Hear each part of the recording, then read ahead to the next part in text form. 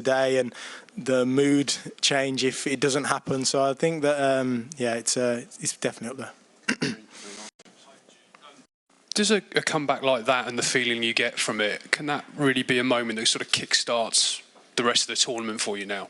Yeah, definitely. I think besides their goal, I thought we were pretty good, to be honest. We had a lot of control. We got into really good areas. We were dangerous. I think we still had one or two moments where we could be a little bit more clinical, but in general I thought it was a good performance from us. And obviously the main thing that we done was showed character, and that's something that, you know, I think in the qualifying games it's difficult to replicate because the opposition sometimes are of a different level and they come to Wembley with a different style, for example. And also there's a lot of chances to redeem it if you don't get a great result. But I think in knockout football, when you can produce a moment like that and everyone kind of looks around at each other and realises, wow, that's the spirit we actually have got in that team, it can help a lot. But also you don't experience things like that if you don't have the adversity of the 2 draws, if you don't have the adversity of going 1-0 down. So yeah, it's brilliant because it shows a reaction.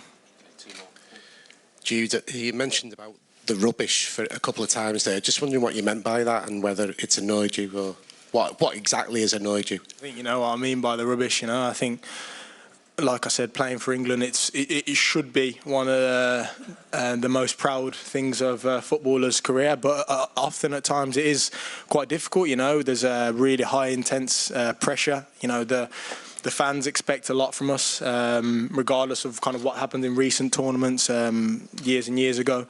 So people talk a lot, and you know, I think you do have to take it personally a little bit. You know, we work so hard at this game. We come in and we train every day so hard to try and put on performances for the fans, and sometimes it doesn't go well, and sometimes feels like there's a bit of a pile on, and yeah, it's not nice to hear, but you can always use it. And for moments like that, it's nice to kind of throw it back to some people, I suppose.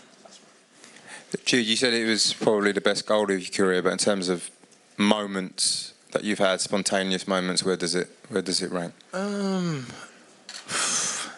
It's got to be up there again. You know, I think it's 20 seconds until we're out of the European Championship, and like I said, the mood in comparison to now that it would have been is a massive difference, you know, and what it can do for the team going forward. So I think it's hard to deny that it was one of the most important kind of moments of my career so far. And yeah, we'll see though. It's still a long tournament, and it's only really very important if we go on to win the cup. So yeah, we'll decide in the next 2 weeks how important it is.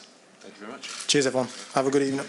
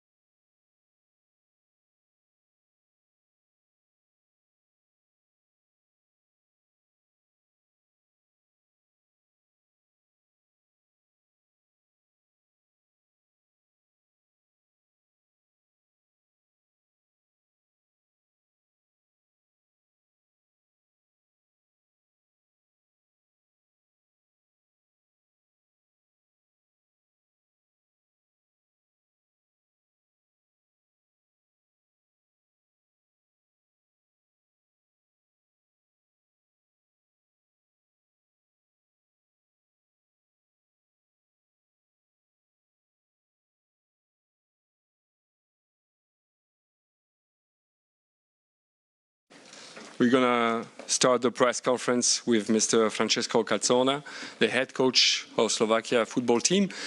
So, you know, you have to raise your hand, introduce yourself and your media to get the microphone. You have translation in English, German, Slovakian, and Italian for this press conference. And please switch off or put your mobile phone on silent mode. First question over there. Thank you. Dobrý večer, Vladimír Pančík, Denník Šport. Pán tréner, chcem sa na úvod spýtať, či viac cítite po takomto zápase sklamanie alebo hrdosť. Ďakujem pekne.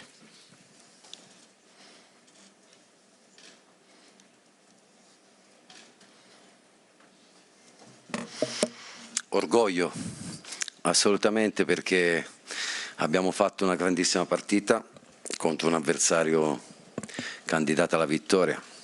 La mia squadra ha dimostrato tantissimo, siamo stati veramente bravi, abbiamo concesso poco e siamo arrivati a un passo dalla qualificazione, peccato, ma poi non ci siamo disuniti e tempi supplementari siamo stati 30 minuti nella loro metà campo ed è un orgoglio vedere che una squadra del genere mette dentro difensori, centrocampisti difensivi pur di ottenere il risultato finale. Okay, next question, just over here. Thank you. Buongiorno Calzona, Maurizio Pizzoferrato, agenzia Area. E poi il sogno stava diventando realtà perché avete sfiorato di un niente il 2-0. E chiedo cosa ha provato in quel momento quando ha visto il pallone sfiorare il palo e se magari gli sarebbe piaciuto anche incontrare l'Italia, se fosse andata bene ieri, ai quarti, o se non ha pensato minimamente a questa eventualità prima della partita. No, è chiaro che mi è dispiaciuto molto perché andare sul 2-0, primo tempo la partita sarebbe stata diversa. E poi secondo tempo ci siamo tirati leggermente dietro perché avevamo un paio d'ammoniti e siamo stati meno aggressivi, ma è stata anche una scelta. Per quanto riguarda l'Italia non ho visto la partita perché ero in conferenza ieri e non so com'è andata, magari la riguarderò con calma. Chiaro che l'Italia è il mio paese e magari una sfida con l'Italia, anche se magari venivamo sconfitti, magari da una parte del mio cuore sarei stato felice che almeno sarebbe andata avanti l'Italia, però questo non è successo. Posso dire solo che per me è un grande orgoglio allenare una squadra del genere, ragazzi fantastici, di un'applicazione unica. Tanto la differenza poi alla fine la fanno i giocatori e non l'allenatore. Io ho avuto la fortuna di incontrare questi ragazzi che mi stanno dando soddisfazioni enormi. One here, please, and then it will be behind. GP Olivero, Gazzetta dello Sport. Mister, intanto complimenti. Partita preparata benissimo, Duda che andava in pressione, gli esterni a chiudere, ripartire, tutto ha funzionato. Ti chiedo se nei due gol, entrambi con l'uomo distante a marcare, perché il primo è una prodezza, però anche su Kane è mancata quella malizia, quel pochino di scarsa lucidità negli ultimi minuti, dopo tanta stanchezza, magari dopo tanta... E poi se ti sono mancati cambi, sia a livello qualitativo, sia se chi è entrato magari non è riuscito a esprimersi sugli stessi standard di chi aveva giocato prima. Ma dobbiamo dire che abbiamo preso gol veramente a pochi secondi alla fine, fatto con un giocatore che costa 100 milioni d'euro. E questa è una rosa che vale 1,5 miliardi. Ci sta che magari concedi mezzo metro e ti possono punire. Io non mi sento di fare una colpa a un giocatore in particolare, assolutamente. È chiaro che in quel momento lì avevamo bisogno di essere un attimino più cattivi, più vicino all'uomo, però è andata così, lo accetto assolutamente. Quello che non accetto è l'ostruzionismo, 1 minuto di recupero e basta. Il loro portiere ha perso tantissimo tempo, un arbitraggio che non mi è piaciuto per niente, anzi non mi è piaciuto assolutamente la composizione degli arbitri, erano sempre alla nostra panchina senza mai andare da quell'altra. Questo non mi è piaciuto assolutamente, però chiaramente non abbiamo perso per questo. Ripeto, sono orgogliosissimo della mia squadra, se c'è stata qualche disattenzione guarderò con calma domani, però io ai ragazzi ho detto bravi, perché lo sono stati veramente. Pozdravujem, pán tréner Michal Gavron, Športweb. Zaujíma ma, sú veci, ktoré patria do šatne, ale predsa len, čo ste hráčom povedali po takom turnaji, po tom, čo ste boli mesiac spolu?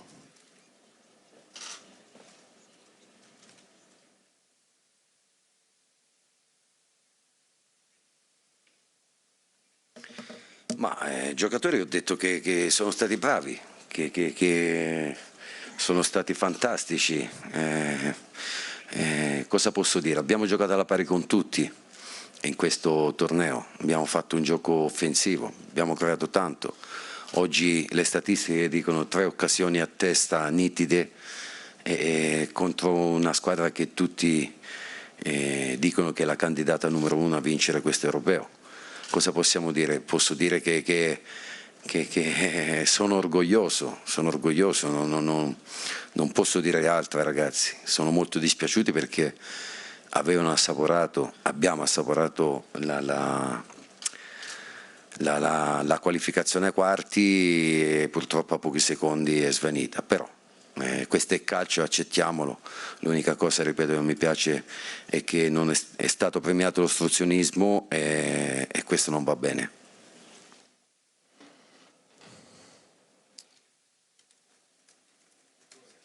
Hi, Martin von Knowing, TV4 Sweden.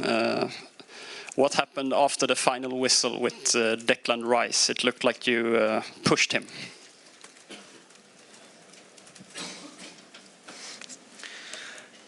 Rice doveva salutare gli arbitri e andare via, perché io dovevo parlare con gli arbitri e continuava a parlare come se fosse in loro difesa. Questo non mi è piaciuto. Comunque dopo mi ha chiesto scusa ed è finito tutto lì. Some other questions? Nope? We're good? Okay. Thank you, gentlemen. Grazie.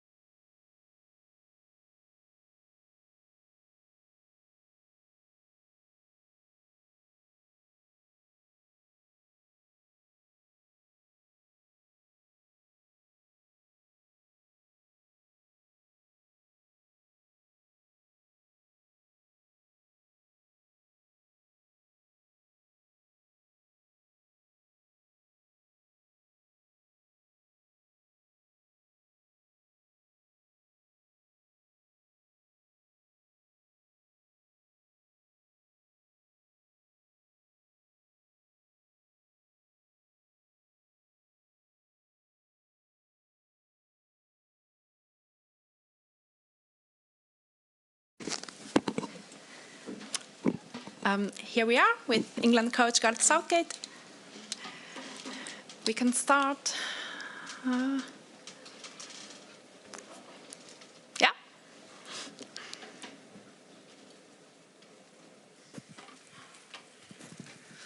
Hi Gareth, James Robson from AP. Can you let us know what your thoughts were with about 30 seconds to go before Jude scores that goal?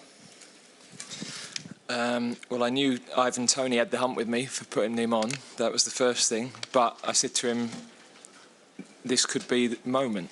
And we showed the players presentation about 1966 and how Jeff Hurst hadn't played until the quarterfinals and the difficult route that the team had had. And all along, the players that have come into the games have had a big impact. They've been ready, they've trained well. And all of the guys that came on played important roles, either in creating the goals, steadying the ship, Eze defending at the far post as a left wing-back for a period of it, Ezri Konsa getting out to stop crosses coming into the box at the end, Conor Gallagher hurling himself around to stop the ball coming into our area where everybody was out on their feet. So that's the spirit that they have and that they've shown, and it's that's got us over the line today. Clearly in the first half we struggled to get through their pressure. We were too slow moving the ball and they were very compact in their midfield, and that's not the first time we've had that problem. Second half we changed the way we built a little bit, and that helped us to get through that first line of pressure a bit better. And I thought for a young team they showed great patience at moments of the game where the encouragement would have been to get the ball forward earlier and rush decisions. You know, we created a super goal that ends up being disallowed, which is again a huge momentum shift at that time. The shot that hits the post. Yeah, of course, in the end, it's an old-fashioned long throw that helps us to get back in the game. And the two players that get the goals, you could arguably take off 15 minutes from the end because they looked out on their feet physically, but that's what they're capable of, and that's why we stuck with them. Yeah, thank you. Harit Zatorian from Armenia. Gareth, having such a team with phenomenal players, we already have seen them. How does England show describe yourself, the game on the field during these 4 games England is playing, and what do you think how much the luck would be on the Free Lions side during this tournament? Thank you. Look, we know that we have a little bit of a problem with our balance without a left-footed left-back, but I have to say Kieran Trippier has done an incredible job and is doing an incredible job for the team. It's that playing through the pressure in midfield that is a problem we've had for a long time, really, and we've always tried to find tactical ways of getting around that. Today, that took us a while to organise, but I think better just after half-time. And in the end, when you have more of the ball and you keep probing, then the opposition tire, and you start to have more territory, and then you have the chance of creating an opening like we did. So, yeah, it's we want to be better. I'm not going to hide from that. But the spirit and the character was there for everybody to see, and we're still in there fighting. Hi Gareth, Paul Joyce from The Times. I was just wondering if you could speak a little bit more about the presentation about 1966 and what you said. Ivan had the hump with you. What did he say to you? Anything as you were bringing him on, or can you just explain a little bit more about that, please? I could just tell from his face what he was thinking, and I could understand it. You know, I'm putting him on with a minute to go. Any player is going to think, well, you know, I've been set for the tournament and you've not used me. But what I said to him was, I know this isn't a good time, and I know this isn't the right how you'd like it, but there could be the moment. There could be one moment, and I think his presence will have unsettled them a bit, and he had a very clever bit of play for the second goal as well. So I think he's just about forgiven me now. In terms of 66, we just wanted to highlight that tournaments take you in strange places and difficult routes. Team wasn't always flying. Team, I'm sure, will have been criticised at the start. So it was just a bit of perspective, really. We wanted to highlight the value of the squad, the fact that some of the players that you think are going to be in, like a Jimmy Greaves, that ends up playing a different role, and the support of players like Jimmy Armfield.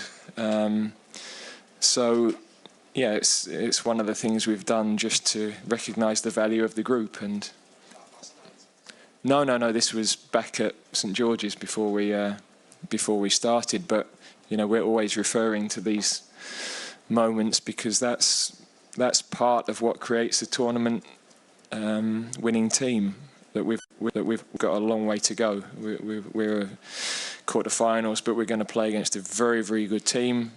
Everybody, I'm sure, will still quite understandably be questioning our performances. I understand that.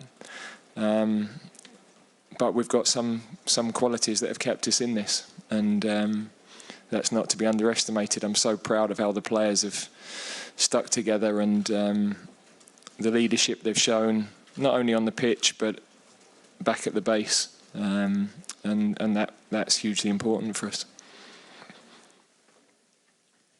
Good evening, Lucas Judge from L'Equipe. The three heroes finally of this game, Bellingham, Kane and Gay, who did the assist on the first game, are players who had difficulties until their heroic behavior before. What do you think of their performance of these three players, and how do you explain that finally they are the heroes? Did you say Gay? Yeah. Well, I mean, he's been exceptional, you know. We obviously lose him now for the next game, but he's a young defender that we've had enormous belief in, and he's justified that with his performances in this tournament. So, yeah, he was another one that was out on his feet before the start of extra time, but we managed to keep him going, and he sacrificed for the team.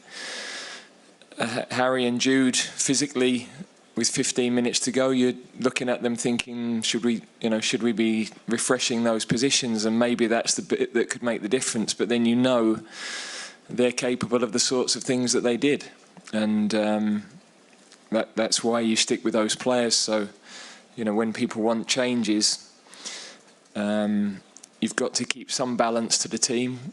You've got to make changes that you think are definitely going to improve what you're doing, either physically or with a different sort of a problem.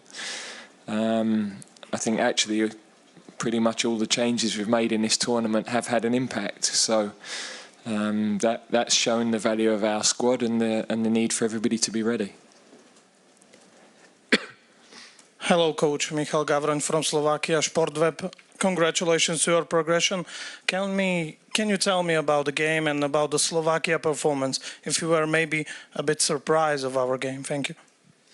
We weren't surprised at all. We have a very good team, well coached. They play well. We knew that to get pressure was going to be difficult. We did that reasonably well, getting pressure on, but we then didn't defend a couple of the longer balls and the transitions as well as we'd have liked. The high pressure is something that has caused us a problem before. You know, the five across midfield and the centre forward, I mean, they worked unbelievably hard to close the gaps, close the passes through the lines. The route through was wide and then around, and we were too slow to do that in the first half. We changed a little bit after half-time, dropping Rice a bit lower to make a 4, which was a little bit harder for them to press. And I think that gave us, you know, certainly at the start where we got the goal that was disallowed, that helped us to do that. And then we had to take chances with putting Saka to left back and a couple of other changes but we knew they'd had to work unbelievably hard. So, and we also knew that one goal changes the whole atmosphere in the ground. So I had belief right the way through that we would get that goal. I didn't think it would be as late as it was, but it was a night where I wasn't prepared. You know, I wasn't ready to go home yet, and clearly the players felt the same. Hi Gareth, Jacob Steinberg from The Guardian. After everything that's happened in the last few weeks, do you hope that the kind of emotion of what's gone on tonight can carry the players into the quarter-final, sort of lift some of the tension that seems to be hanging over them? Or is it for you more the moment to be cold and analyse some of the things that are going wrong from the start of the games?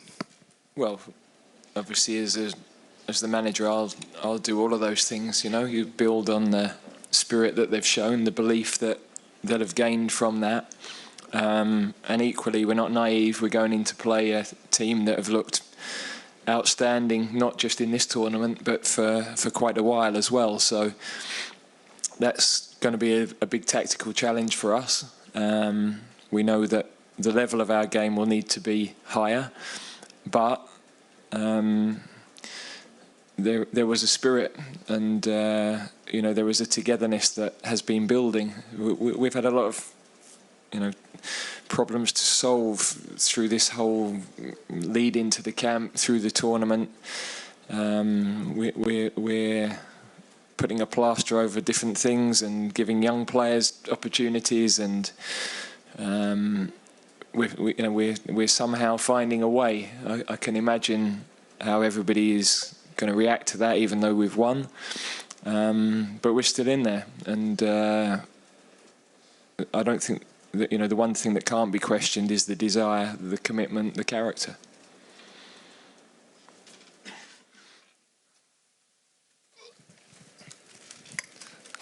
Congratulations, Gareth.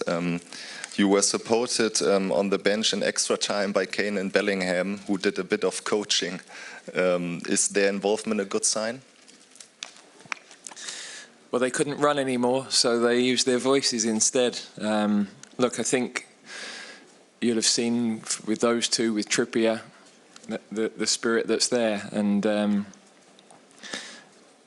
they knew that we had to take them off. They'd run their race. We needed freshness. We needed to alter the shape a little bit to give ourselves the best chance of getting through the game with an unbalanced team by the time we'd got the equaliser. And yeah, they were both prepared to sacrifice that for the group. So they had done their job. They're then, of course, in the hands of the rest of the squad. But that's actually a really powerful moment for a team, because it's one thing to win games when all your star players are on the pitch, but when actually all the changes are delivering and it's a critical moment of the game, and they feel that they're trusted in those moments, or they've played a huge part in the result, then that's brilliant for the spirit of the group. Yeah, Gareth from Norwegian VG.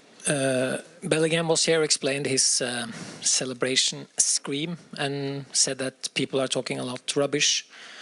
Can you describe the pressure that's been put on him during this tournament, and how is it for you and your team to perform when the criticism obviously has reached your camp?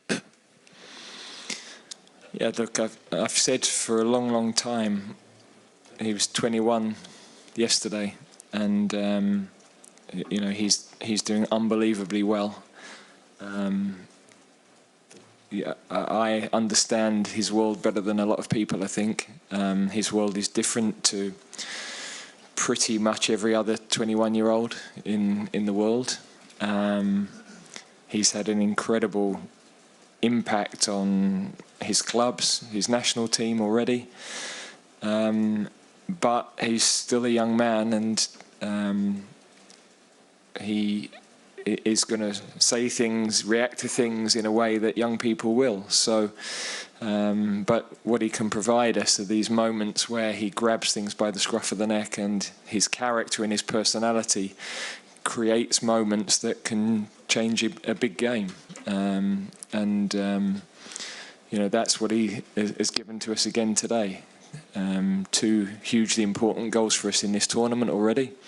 Yeah, he's a great boy. He's super to work with, wants to do well, and also I think he knows that we're trying to help him through all of these challenges and hurdles that the different environment of the national team brings, because it is a different environment.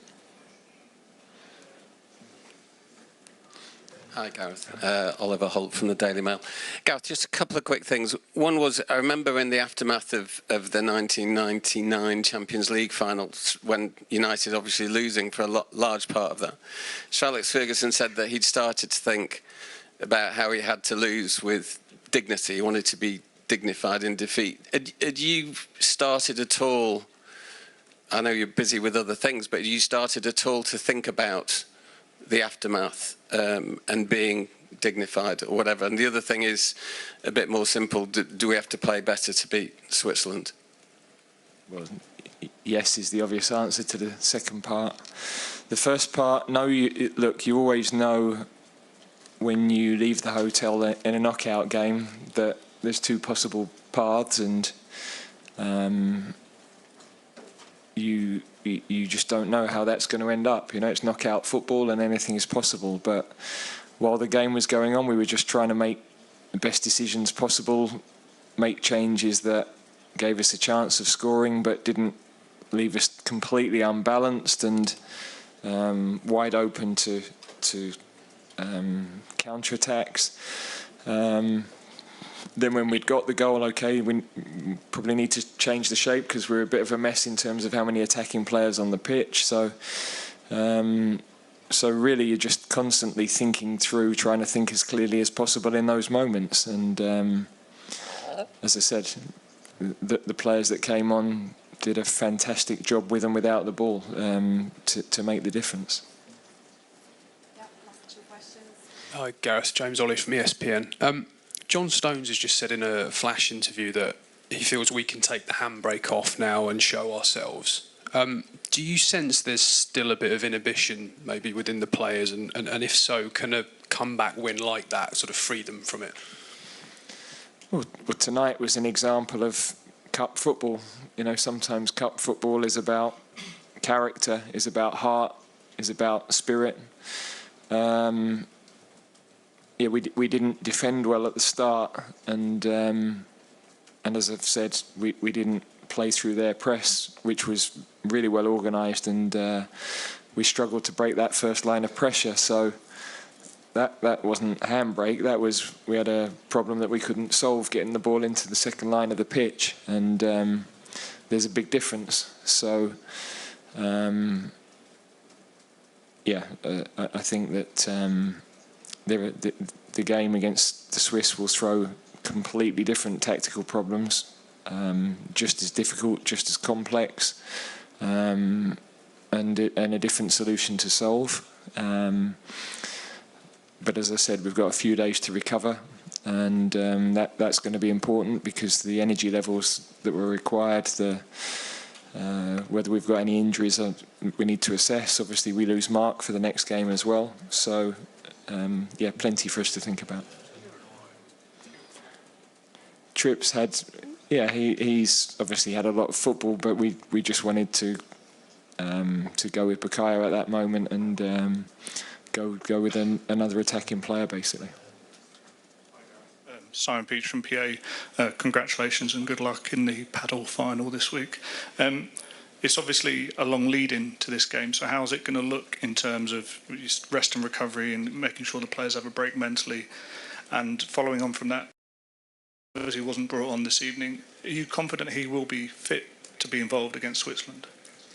Yeah, I think that's got a chance. I mean, we could have put him on, but he's done so little full team training that would have been a huge risk. Yeah, a bit more training, a little bit more evidence for us of the level that he's at will be helpful. yeah, the week we'll definitely need more recovery time now, but that's fine because you don't need 4-day lead-in to work on things. The players need to get this game out of their head and enjoy some time together. And yeah, we'll plan the week from here now. Thank you very much, everyone. You're welcome to work here for the next 15 minutes, and then please move to the